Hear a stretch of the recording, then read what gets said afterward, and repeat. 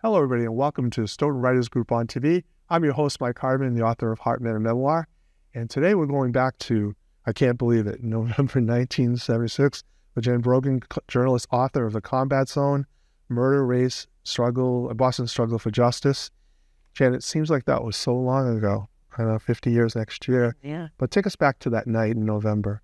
So the Harvard football team, after the last game of the season and after their breakup dinner at the very elegant Harvard Club in Boston, went to the Combat Zone, which was a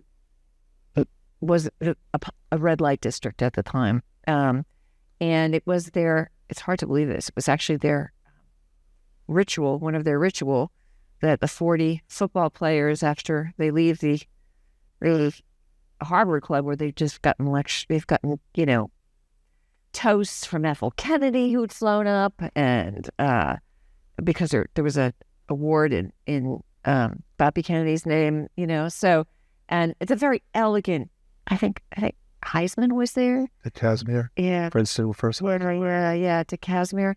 And they leave that to go to the Combat Zone, which was really seedy in the best of circumstances, right? I mean, it's a 4-block area in Boston that the city had decided to zone it for adult entertainment, and it was zoned that way in the hopes of, it was the only way they could curtail the spread of adult entertainment. That was the legal reason for doing it and how they got approval. But what happened at the time, the city is very poor. And also what happened, the mob came in and bought a lot of the places, so that it became incredibly corrupt.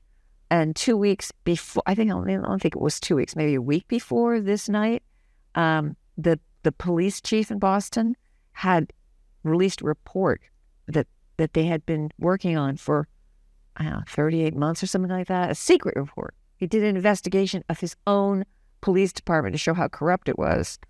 And it declared that the crime at the Combat Zone was out of control. And yet the boys still went down because it was the ritual. Mm-hmm. And then the unfortunate incident that happened. Yeah. So one of the things in the report, one of the things that was common was it was a pickpocketing scheme. And they actually called it the robber whore scheme, which is a terrible name, but that's what they called it, because young women who may or may not have been prostitutes were dressed as prostitutes, and they sidled up to the drunks as they left, and they kind of fondled them and stole their wallets. And everybody knew this. This was something that was very common. The write-up of the that the police chief had released the week or 2 weeks before. They said a new wrinkle in this was that the women were paid protectors, men who were there to for a cut of the wallet, make sure if the mark realized his wallet was gone, that the women could get away. So in this climate, the boys leave the Naked Eye. They all go down to the Naked Eye, where they have a private show in the back, a strip show, and they've already been drinking, right? So because the drinking age was 18 then, so they had drinks and beer at the Harvard Club, and now they're drinking at the and they all leave. They actually get thrown out. So they leave at closing, and they break up, right? They break up into groups because they didn't all come in one car. It's 40 kids. Some go to the T. Andy Popolo and Tom Lincoln, who are the two victims, are leaving with a friend with a car. They're going down the street, and when it occurs, when this whole thing starts, Andy Popolo's actually in the back of the car, ready to go home. Meanwhile, another group, I think of 7, with the Harvard equipment manager, are going back to the Harvard van. And as they're passing the Carnival Lounge, which was right across the street, two or three young women come up, sidle next to them, and and some of the boys are like, "Look," and they are boys. They're like 18, 19, young men. They say, get away, right? Get away, get away from us, because they kind of know about the scheme. And then one of the young men in back is drunk, and she sidles up to him. He brags about the $50 he has in his wallet, and they wind up going back to the Harvard van, where she steals his wallet. And this is all occurring like in a matter of minutes, right? She gets in I don't even know she gets in the van. I think she gets in the van sits on his lap. They're trying to talk her into going back to Harvard, and she jumps out. And this is really a matter of like 3 minutes. And he realizes the wallet is gone. They chase after her. And this leads to eventually, it leads to a fight up by the T. And Andy is still in the back of the car. A lot of the reports at the time said he was chasing to get his wallet back. He probably, in all likelihood, never even saw the prostitute except as, someone flying by. And the fight happens at near the T stop on the Common, on the corner of the Common by Boylston. And three black men come out. And some of them see, who knows? They see football players chasing a black woman down the street, but they had just all been in the carnival lounge with her, and they chase after them. It leads to Tom Lincoln getting stabbed by Leon Easterling, and as the boys run away back to the van, and we're talking about a full block, they run back to the van, to the alley where the van is parked. They run past the car Andy Popolo is in. He gets out to see if he can help. He sees his teammates being chased down the street. He gets out and he goes to the alley, and he sees one of the football players, Charlie K, being beaten against the Harvard van. He's out. He's the only one who didn't get into the van in time, and he's being beat. So he jumps in.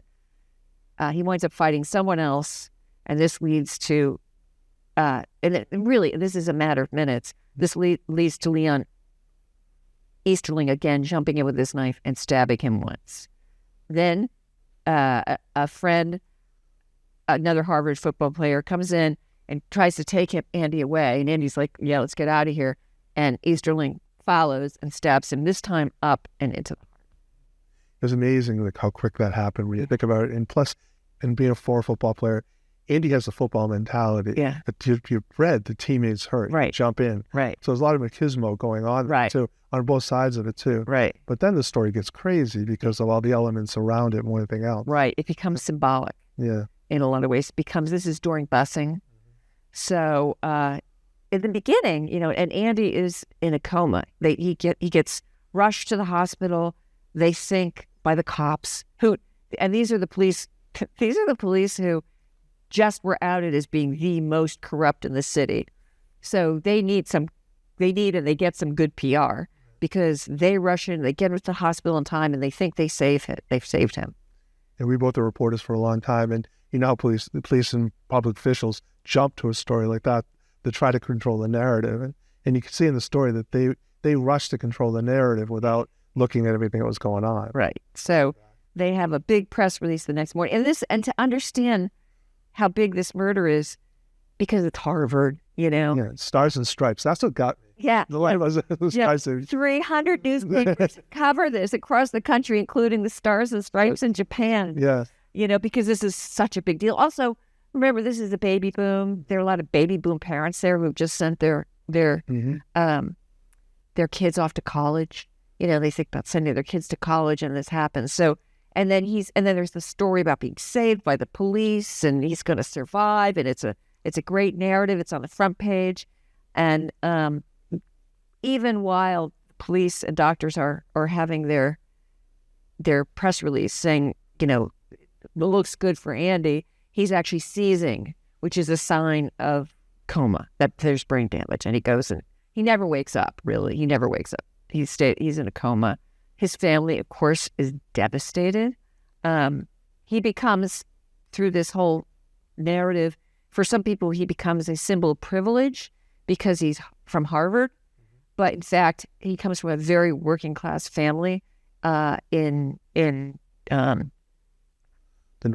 North End. Grew up in the North End. Yeah, he's sort of had that element too. That's what's amazing about the book is one guy brought so much element to a story. He's first generation. First generation, Harvard. Dad worked really hard. Dad was able to avoid staying out of criminal activities around the neighborhood. He was well liked in the neighborhood. He was known for the guy who stood up for people. Yeah. He was going to be a doctor. Yeah. I mean, all this stuff, he checks a lot of boxes. Yes. He checked a lot of boxes at that time. But all the characters that came to see him too, the psychics. Yeah. It was like a show. It was like a carnival. Yeah, it was like a carnival. That's the word. It was like a carnival coming. Think about this for the poor parents, right? The poor family. This is their star. This is the light of their life. I mean, they love all their kids, obviously, but this is the kid who made it from the North End to Harvard, right? And he'd already gotten into one medical school, and he was sure to get into others, and that he's in a coma, and that this has been done brutally, and they're seeing the scars, the knife marks, and it's devastating. It was brutal. That's the people in the family. We'll talk more about his brother later on, but the people in the family are like kind of lost in this story. Yeah. Like I felt so bad for the mother. Yeah. When I read your book because she was frustrated, and the father gets to a point where they come and say, "We can take care of this." Yeah. And he doesn't. And he has that conversation with his wife. Yeah. And that was meaningful, I thought. Yeah. When he talked to her and she talked him out of it. Yeah. But his brother just never gets out of it his whole life. No, right. So Andy's in a coma, and as the police, even as they're talking about, so it's a big story because now there's hope, right? And then pretty quickly, the doctors realize that he's flatlined, right? He's not coming back. There's too much brain damage, and yet this has energized the whole city, right? So there are politicians coming by to see him. Dapper O'Neill. There's I think Teddy Kennedy sends a letter. The Pope sends a blessing. It's and there's like all the Harvard, not just the football team, but roommates are there every night, kind of as a vigil. It's become a real scene, and the football players, his home. He went to Boston Latin. They're dedicating their football. They're winning football to him. There's a lot going on, and it's all covered by the news. Do you think it was because they needed a positive story of everything else was going on at the time? Was he caught up in that a little bit too? Well, this is during busing. I think you're referencing that busing is going on. No, I think it's just, like even if you look at the Globe today, right? Anything with Harvard is on the front page, right? Yeah. And so in those days, everything with Harvard is on the front page. It's a big story. TV is covering it, radio. It's in some ways, at first, it's a feel-good story because he might survive. And then when it looks like he's not going to survive, it's a tragedy. Then there's also the mob element, which you referenced that, and meanwhile, this is a tipping point. Mm-hmm. After this murder, and the same week, a state trooper gets into a fight in the combat zone. And he doesn't get killed in the combat zone, but he goes home and has a heart attack and dies. So this is when the city says, okay, this social experiment of the combat zone has failed, right? And also the district attorney had been doing undercover white collar crime into the ownership of and they released, so the new police chief, because there's a new police commissioner, there's brand new police commissioner, and the Suffolk County district attorney get together. They have a press conference, which is also news, right? And Combat Zone has been in the news. Just anything in the Combat Zone has been news because it's very controversial, not just in Boston, but also nationally, which is why this got such coverage, because all cities are dealing with this brand new phenomena of X-rated movies in their downtowns. And remember, cities are very poor now, that it's hard for us to imagine. But real estate in downtown Boston is it's cheap, right? Yeah. And so the adult bookstores, and there's no business is down. So, and there's no internet, right? So the market for pornography is huge. So they open downtown bookstores, which is where everybody got their pornography. And these aren't just bookstores. These are like they're like circuses too, because there's all sorts of sex toys and stuff around. There's a steam bath. There's bars. There's strip clubs. There's like these porno reels, these places that are like they put a quarter in. It's hard to believe it now. Yeah. Stoughton was going through the same thing too at the time. Alex just came in later at a bookstore. It was the last half of that. Right. So, but the big debate was that at the time was pornography in the communities and communities needing revenue. Right. It's all like gambling is now. Right. And pot shops and things like that. Whereas that was looked as a revenue source without the consequences of it. And where they put it too, they put it on the edge of Chinatown. They promised Chinatown things were going to happen that never happened. Yep. So it become political. The other thing I noticed in your book too is all these characters that were at the beginning of their political careers that later on, 20 years later, were entrenched. Right. And you wouldn't see those people anymore either. Right. You wouldn't see Louise Day Hicks. Right. You wouldn't see Dapper O'Neill. Right. And see Ray Flynn coming up there against it. Right. And all the people that emerged too. Right. It's a turning point. It happens as the city, they've been fighting and protesting. There's huge protests about busing going on, and people are, the white communities are furious about busing, and so there's 3 black men who quickly go to trial for murder. The jury comes, and it's not just just Leon Easterling's actually the one who stabbed him. Edward Soros was fighting him at the time, and Richard Allen never touched anybody, but he was known as a protector. I mean, the prosecutor had files on him, and he was there, and he's also involved earlier. So all 3 of them using joint venture, which is kind of like, it's much like the felony murder rule, where if, the guy who's in the stick up in the getaway car for a bank is equally responsible for murder that the stick-up guy, if the stick-up guy goes in and kills somebody. So they use the joint venture, which is kind of the state version of that, to charge all 3 men with murder in the first degree, even though just Leon Easterling actually did the murder. That's an interesting point of your book, as I was mentioning. If you're going to law school, this is a great book to read because you get the history of why that was enacted. Yeah. And you also the courts, too. The courts, the juries were stacked. Yes. They were stacked with white people against black people. And that study came out at the same time, too. Yeah. So when I read your book, it was all these intertwined things surrounded by a tragedy. Right. But the court system, too, is an excellent example of what the courts were like at that point, too. Yeah. You didn't really have a chance. No. If you were black, well, for one thing, I think maybe Boston was 18% black. And the way the juries were, jury selection, or jury duty was the roles they used was voter registration, and blacks did not register to vote in huge numbers, and so the pool all came from the communities, and there would be very few black people in the pool to start off with, and then if and this is peremptory challenges, and this was how it was done in those days, and to some extent done in different ways today. Peremptory challenge allows both the defense and the prosecutor to just strike people from the jury without giving a reason. And the prosecutor was known for using that to get rid of black jurors when the defendants were black and the victim was white. And that's why they didn't, in the end, they don't get really the sentence that the white population, or especially the family, thought they should have gotten. Right. So they get convicted very quickly. And it's also, it's very emotional. They get convicted pretty quickly. That was amazing how quick trials were then.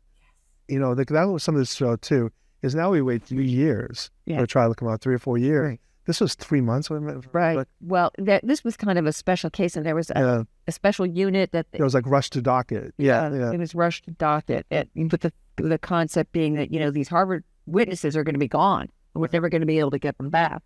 And also the concept that this was somehow part of the organized crime in the combat zone, which it wasn't. I mean, these guys weren't organized crime players. But as a matter of fact, the theory was that they were going to get killed by the mob, because after this happens, the police flood the combat zone. Business is off, and the combat zone establishments lose lose a lot of money every week because people don't even want to go to the combat center. No, it's scary to go there. Yeah, and the cops are everywhere. Yeah, you're going to get busted or something bad was going to Or it's seen. The scene, that was the biggest thing at that time too.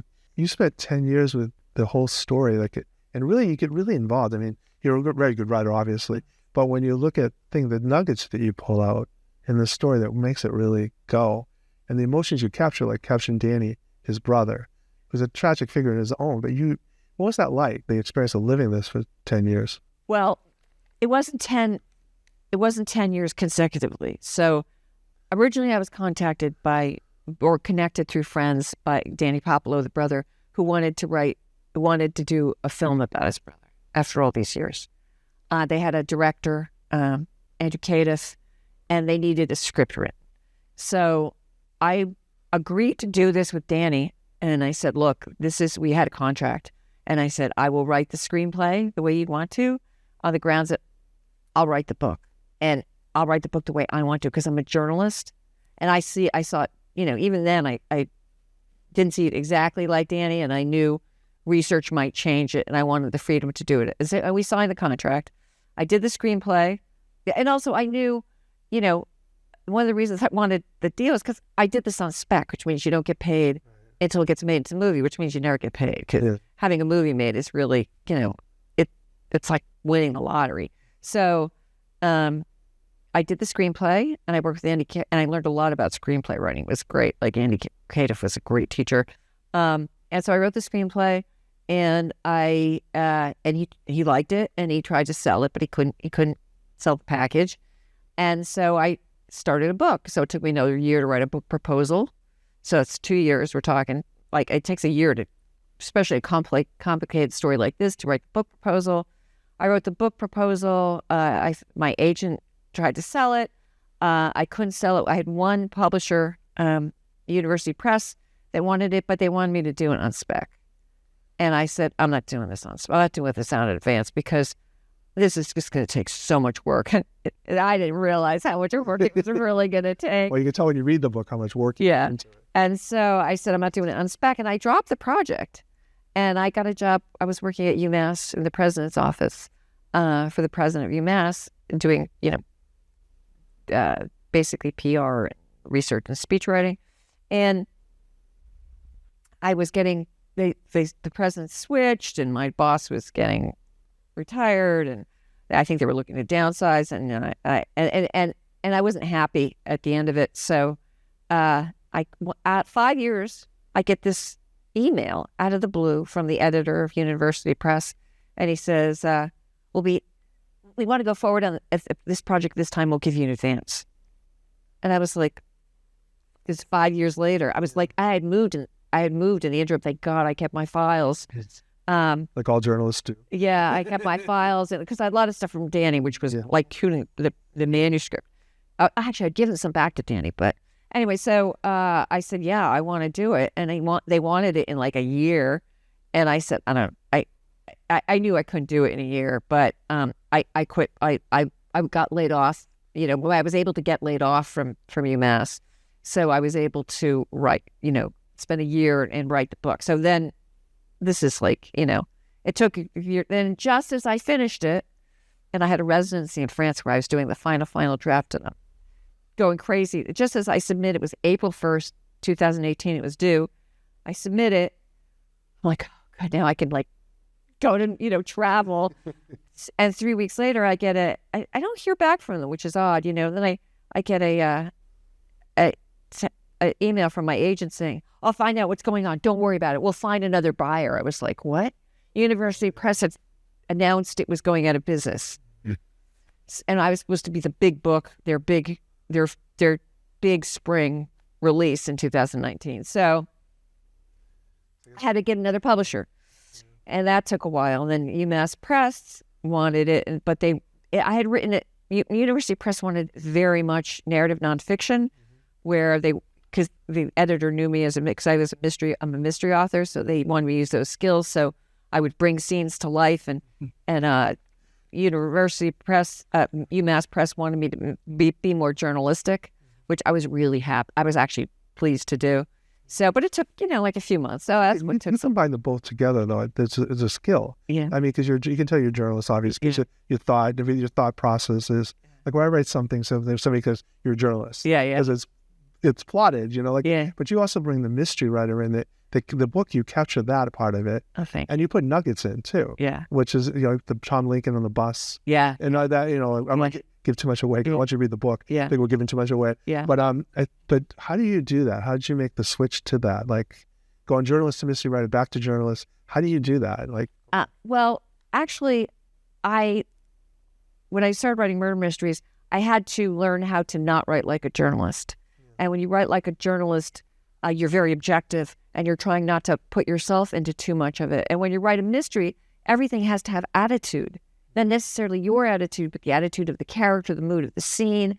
And when I would be writing my mystery and I would slip out of that and I would see it became too journalistic, it sounded journalistic, Yeah. So, and also writing mysteries taught me how to plot, how to plot things. And I remember I was working at the Providence Journal during part of it, and I went back to it and I did a story on a profile on a woman who was a commercial grower at a big winery in Rhode Island. And I wound up plotting it the way I would plot a mystery, like I gave her a goal and then I showed her what the obstacles were. And I remember the editor saying, "This is great. How did you do this?" Yeah. And it was just using novel writing techniques for journalism, which you can do. I mean, it's not, you just have to think a little differently about the scene. Isn't it free, though, when you can write a novel and you break away a little bit? I think it's like taking the handcuffs off a little bit. In some ways. But then when I go back and I write, like you're saying, I go back now, the writing's a lot different. Like I write business stories. Yeah. It's narrative. Yeah. And more like I want to know the story behind the story more. Yeah. And I think it changes how you do that. So if you went through that, how do you go back and forth? It's not that hard, really. It's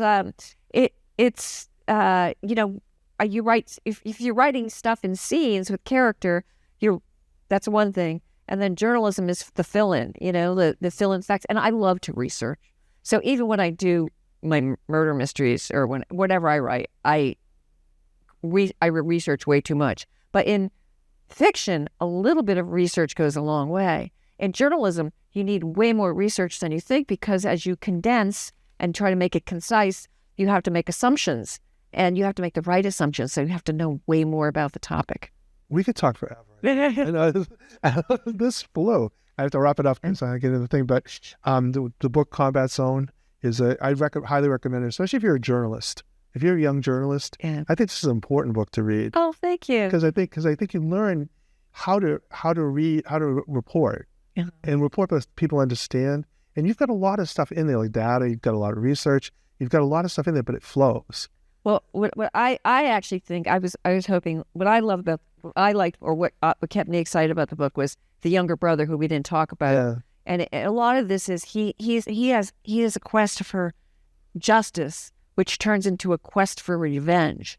And I tried to explore why that was in terms of... That was really interesting. I think you explained, okay, we're a little bit over, I'm sorry. That was interesting. You explained that, why you actually tied that to gang and revenge of young men. Yes. Young men is always told to protect. Yeah. And that was interesting how so his struggle, he fits that mode. Yeah, so his struggle with revenge and his ultimate decision, which I don't want to give away, is what captured me. And I think that's a good lesson for any young... anyone, and even for victims' rights, for people who have lost loved ones to murder. I mean, it's a special kind of grief. That's the other part of the book. I'm going away. One more question, but that's the other part of the book is how to deal with grief of it. And how hard was let it go when you get done with the book? How hard was it to say, okay, I'm done? It wasn't hard to, Danny was not happy with the way the book turned out, and that's why I gave him a statement at the end so that he could have his side. So I think in some ways it was harder for Danny to let go of the book than it was for me. Okay, we didn't even talk about any of your other books, so you got a process. You'll come back on again when you have time. I will. Okay. I will. Thank you, everybody, for watching Stoughton Writing Group on TV, and we'll see you next time.